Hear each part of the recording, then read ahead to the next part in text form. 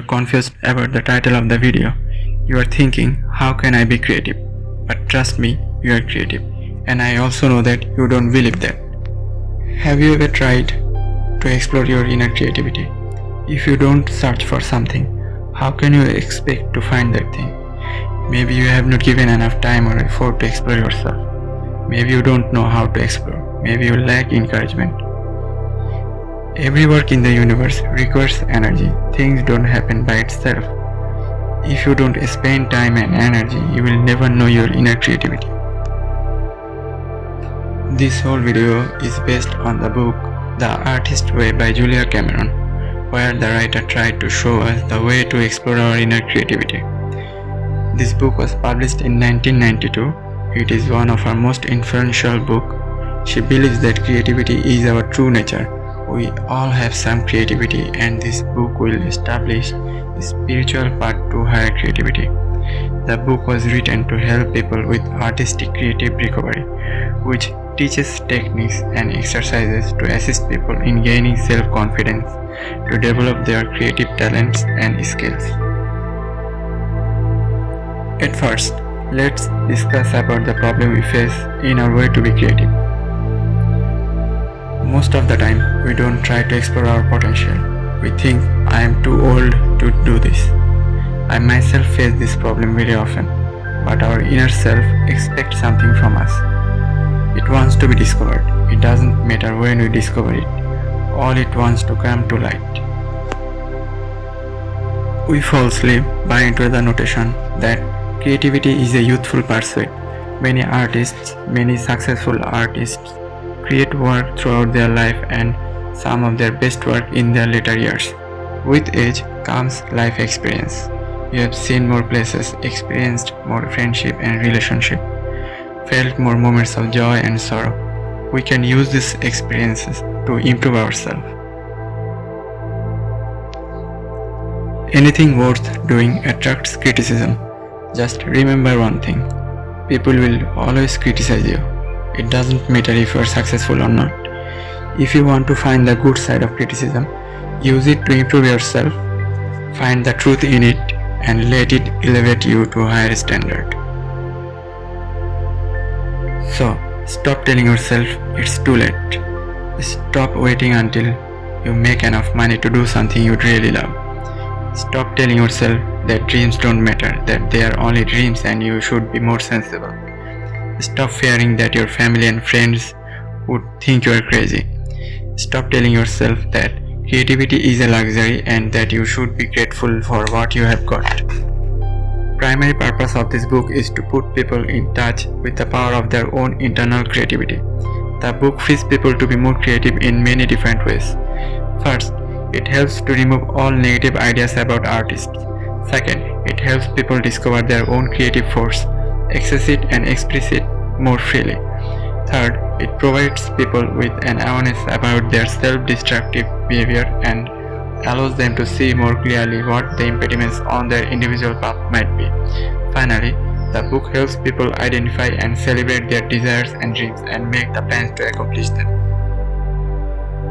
One of the central themes of The Artist Way is to create a link between creativity and spirituality. The writer tried to establish a path aimed at freeing people's creativity. First, we need to allow ourselves to experiment with the idea that there might be a greater power around us.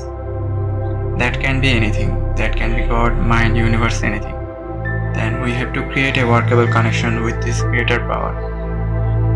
What we're doing is creating pathways in our consciousness through which the creative forces can operate. Once we agree to clear those pathways, our creativity emerges. This is a spiritual experience. We undertake certain spiritual exercises to achieve alignment with the creative energy of the universe. When we move out on faith into the act of creation, the universe is able to advance. It is a little like opening the gate at the top of a field irrigation system. Once we remove the blocks, the flow moves in. Basic principle of this book. Creativity is the natural order of life. Life is energy, pure creative energy. There is an inborn creative force infusing all of us, including ourselves. We are our self-creation, and we in turn are meant to continue creativity by being creative ourselves. Creativity is God's gift to us. Using our creativity is our gift back to God. As we open our creative channel to the greater power, many gentle but powerful changes are to be expected. There are two tools in creative recovery, the morning pages and the artist date. A creative awakening requires the consistent use of both. Simply, the morning pages are 3 pages of longhand writing. The morning pages are not supposed to sound smart, although sometimes they might, most times they won't, and nobody will ever know except you. Nobody is allowed to read your morning pages except you. There is no wrong way to do morning pages. 3 pages of whatever crosses your mind. That's all there is to it. If you can't think of anything to write, then write, I can't think of anything to write. Do this until you have filled 3 pages. Write anything until you have filled 3 pages.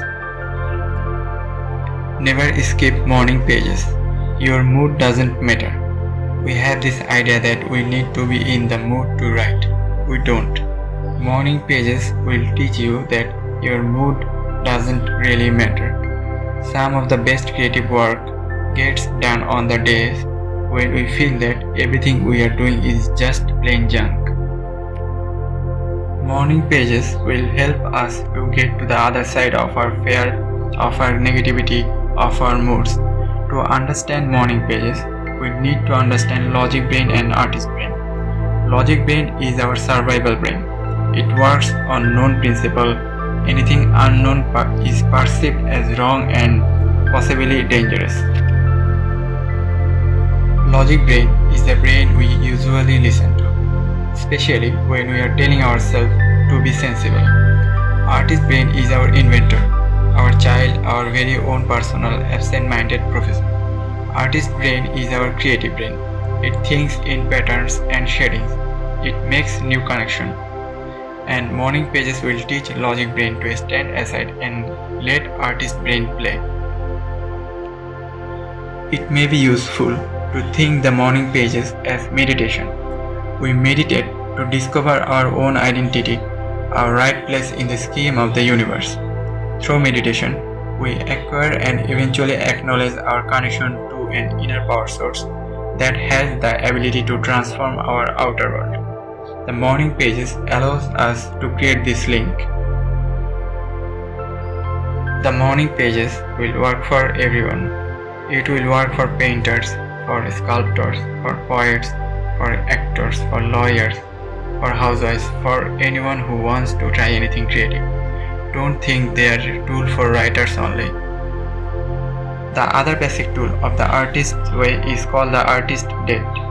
An artist date is a block of time, perhaps 2 hours weekly, especially set aside and committed to nurturing your creative consciousness, your inner artist. It is basically a play date that you pre-plan and defend against all interlopers. You do not take anyone on this artist date but you and your inner artist. In an artist date, you will spend quality time with your inner self. Spending time in solitude with your artist child is essential to self-nurturing. A long country walk, roaming around the city, a solitary expedition to the beach for a sunrise or sunset. Your artist mind might enjoy any of those, or your artist mind might like bowling. Do something playful for yourself. A little fun can go a long way toward your work feel more like play. The combination of these tools will help you to reach your inner creativity.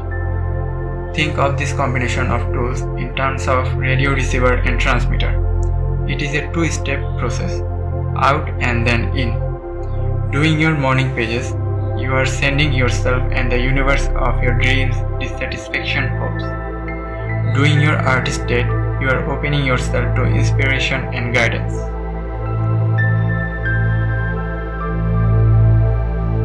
Many of us wish we were more creative. Many of us sense we are more creative but unable to effectively tap that creativity.